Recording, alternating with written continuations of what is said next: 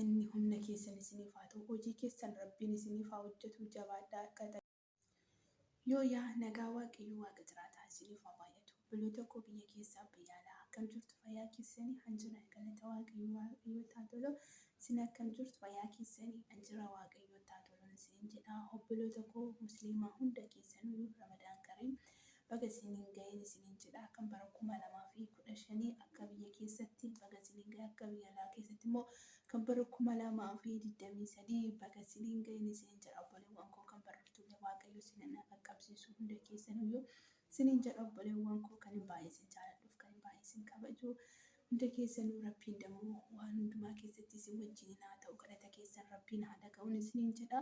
Eebbifama hundi keessanuu isiniin jedha. Obboleewwan koo warroonni dammoo yuutuubii kanaaf haaraa taatan sabskraayibii na godhaa, laayikii na godhaa, akkasuma koomantii naaf xaafaa isiniin jedha. Obboleewwan koo haalota tokkoon badeen jira. Waaqayyo dammoo alamchiisee haa dhufu jira.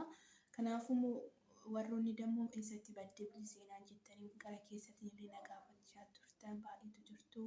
Obboleewwan koo baay'een isin jaalladha. Waaqayyo dammoo ana caala isin haa jaallatu. Dhimmi koo dhimma keessan gootanii na barbaadu keessaniif dhugaa waaqayyo ani baay'een gammadee gooftaan bara keessan eebbisu. Egaa immoo warroonni silkii illee isiniif hin deebifne akkanatti hin qabamne ani silkii namoonni natti dhiyaatan beekuu danda'u. Ani ammoo silkii fayyadamaa jiru. Waaqayyo waan hundumaa keessatti nagaa gaarii irra ga'eera. Silkii amma deemsaa jiru ishiin hin boonti maal jettanii akkanatti hin qabne dhiifama isin gaafadhaan isiniin jedha. Obboleewwan koo eenyumaaf silkii deemsaa hin jiru kanumaaf hin cal jedheen isiniin jedha.